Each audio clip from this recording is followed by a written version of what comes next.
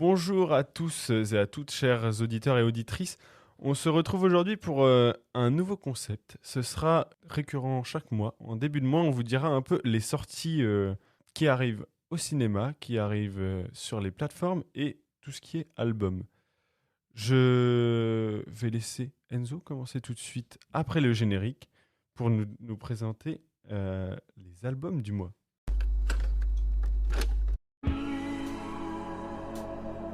Vous allez souvent au cinéma? Oui, après on va boire un pot et on discute du film. Aimez-vous la musique?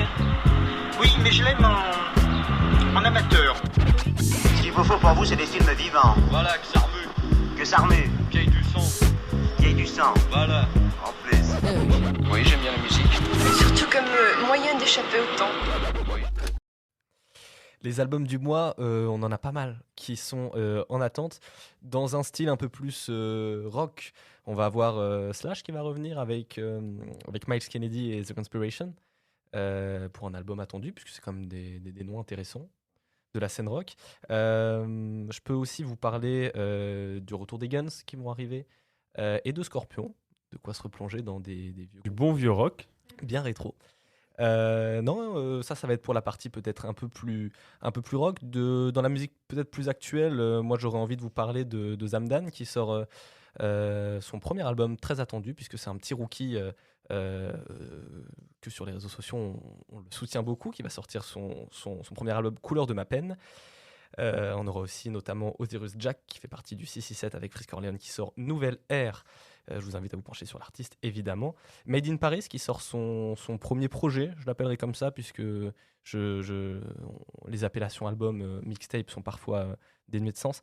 Avec Voulez-vous coucher avec moi, on est sur un style très lancinant, très musical, très mélodieux, semblable à du Hamza. Et puis je vais vous parler d'un pianiste qui arrive avec un nouvel album, un grand pianiste puisqu'il baigne énormément dans la sphère du monde musical, notamment rap. Sofiane Pamar qui sort Later avec un album très piano, puisque c'est du piano évidemment, mais aussi très attendu. Et Vald qui a sorti déjà cette semaine son album V, que j'ai pu écouter, que je trouve très très bon, on aura l'occasion d'en reparler, dans un style très rappé, et ça nous fait des belles annonces musicales. D'accord. Eh ben écoute, merci. Eva, maintenant, si je te laisse commencer les, Les les sites de recos. les sites de streaming et je te laisse commencer avec Disney+. Elle est impeccable. Alors sur Disney+, ce mois-ci, nous aurons la petite série Pam et Tommy qui retrace l'histoire de Pamela Anderson avec son petit ami de l'époque dans les années 90. Je vous pitch vite fait, une sextape sort et en gros, on va voir tout le scandale qui sort avec les médias et comment ils gèrent tout ça. Tout ça dans une ambiance très 90s, quoi. Exactement. D'ailleurs, il faut avoir plus de 18 ans pour pouvoir regarder sur Ah. sur la plateforme. Voilà, petite info. Ensuite, il y a Fantastique Monsieur Fox ou Mr. Fox au choix. Voilà, donc c'est un film de Anderson qui est aussi très agréable à regarder, donc nous l'attendons. Et enfin, nous finissons avec Ralph 2. Donc là, en gros, ils arrivent dans un autre monde, ils arrivent dans Internet. Donc, on suit leurs histoires. C'est sorti il y a déjà quelques temps au cinéma, quelques années même. Et c'est sorti, ça sort maintenant sur Disney+. Voilà, de quoi régaler les petits et les grands, comme les Exactement.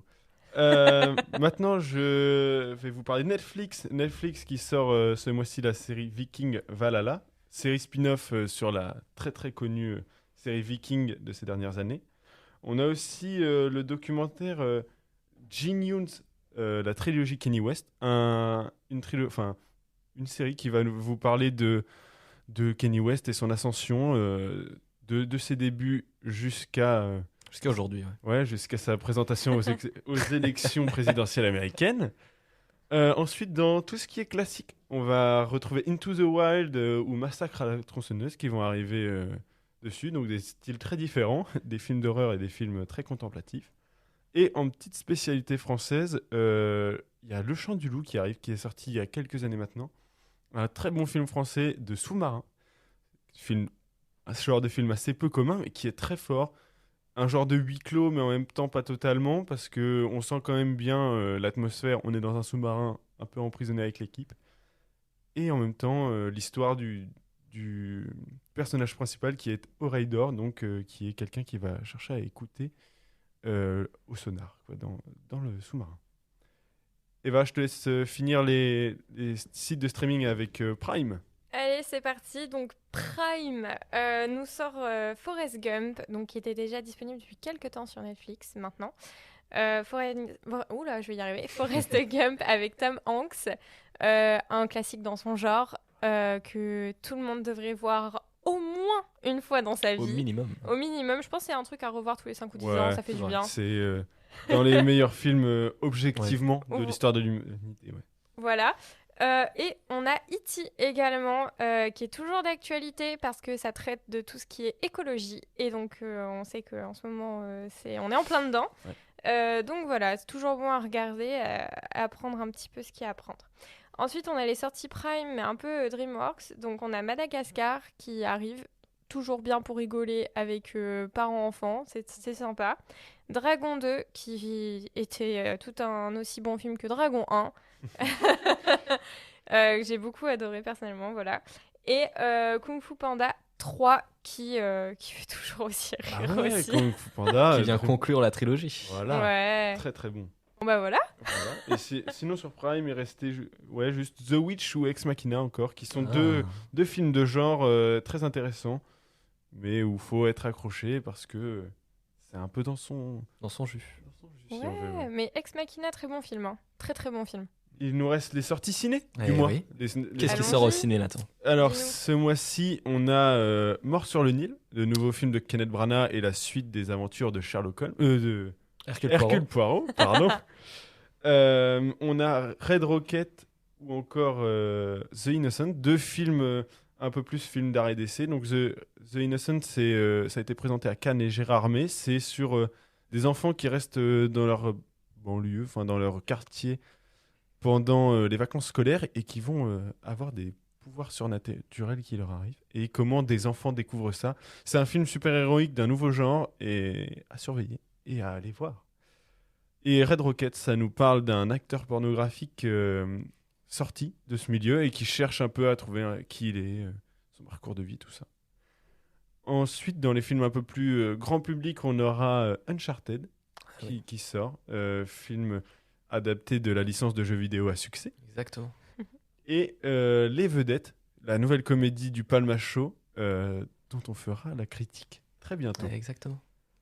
On n'oublie pas aussi les Césars, puisque de nombreux films français sont nominés, notamment Illusion perdue, qui est nommé plusieurs fois. On peut parler aussi d'Aline et Annette, qui vont être nommés. On va surveiller ça d'un œil aiguisé. Avec du bon cinéma français à la clé. Exactement. Donc, voilà. Impeccable. C'est tout pour nos recommandations du mois de février. Et puis au mois prochain. Voilà. Eh ben oui. On vous remercie de nous avoir écoutés. On espère que ça vous aura été instructif et que on vous aura donné envie de consommer des objets culturels. À la prochaine. À la prochaine. À la ciao, prochaine. ciao. Salut.